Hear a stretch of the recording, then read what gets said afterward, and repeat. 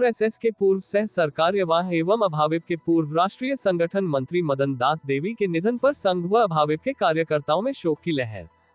बांका राष्ट्रीय स्वयंसेवक संघ के वरिष्ठ प्रचारक सह पूर्व सह सरकार्यवाह तथा अखिल भारतीय विद्यार्थी परिषद के पूर्व राष्ट्रीय संगठन मंत्री मदन दास देवी का 81 वर्ष की उम्र में बेंगलुरु के राजराजेश्वरी नगर स्थित राष्ट्रोत्थान अस्पताल में सोमवार 24 जुलाई की सुबह 5 बजे निधन हो जाने की खबर है।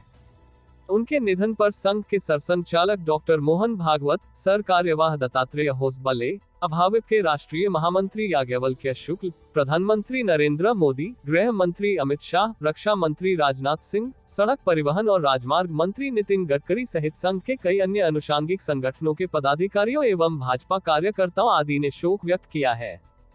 इसी कड़ी में बांका जिले के संघ के पदाधिकारी एवं स्वयंसेवकों के साथ साथ अखिल भारतीय विद्यार्थी परिषद के कार्यकर्ताओं ने भी उनके निधन पर गहरी संवेदना व्यक्त की है। प्राप्त जानकारी के अनुसार मदन दास देवी की तबीयत विगत कई दिनों से खराब चल रही थी। 1 साल पहले उनका हरिद्वार के पालमपुर के आयुर्वेद संस्थान में पंचकर्म और अन्य उपचारों से भी इलाज किया गया था। मदन दास देवी राष्ट्रीय स्वयंसेवक संघ के वरिष्ठ नेता और प्रचारक थे। उन्होंने बचपन से ही अपना जीवन राष्ट्र सेवा और संघ कार्य में बिताया। उन्होंने अपने जीवन के लगभग 70 वर्ष तक संघ के प्रचार प्रसार के लिए कार्य किया। उनका जन्म 9 जुलाई 1942 को महाराष्ट्र के सोलापुर में हुआ था।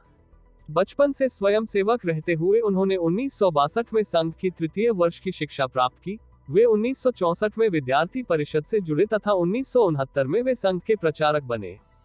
अखिल भारतीय विद्यार्थी परिषद को आगे बढ़ाने में उनकी सबसे महत्वपूर्ण भूमिका रही है। वे विद्यार्थी परिषद के नवीन स्वरूप, आकार, रचना एवं व्यापकता के शिल्पकार थे। 1970 से 1992 तक वे अभाविप के राष्ट्रीय संगठन महामंत्री रहे। उस दौरान उन्होंने अभाविप की जड़ को मजबूत करने का काम किया। अटल बिहारी वाजपेयी सरकार के समय वे सह सरकार्यवाह रहते हुए वे सरकार और संघ में समन्वय का कार्य देखते थे।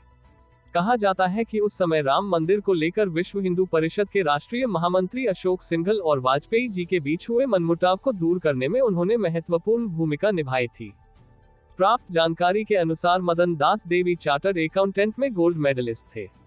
वे चाहते तो अपने सीए प्रोफाइल में आगे बढ़कर करोड़ों की कमाई और शानो शौकत वाला जीवन जी सकते थे, लेकिन उन्होंने राष्ट्र के लिए कार्य करने का निर्णय लिया था। 81 वर्षीय मदन दास देवी कठोर अनुशासन के लिए जाने जाते थे और कुशल संगठनकर्ता थे। उनके द्वारा तैयार किए गए कई कार्यकर्ता आज केंद्र में मंत्री होने के साथ साथ आरएसएस, भाजपा सहित संघ के कई अनुषांगिक संगठनों में कार्य कर रहे हैं।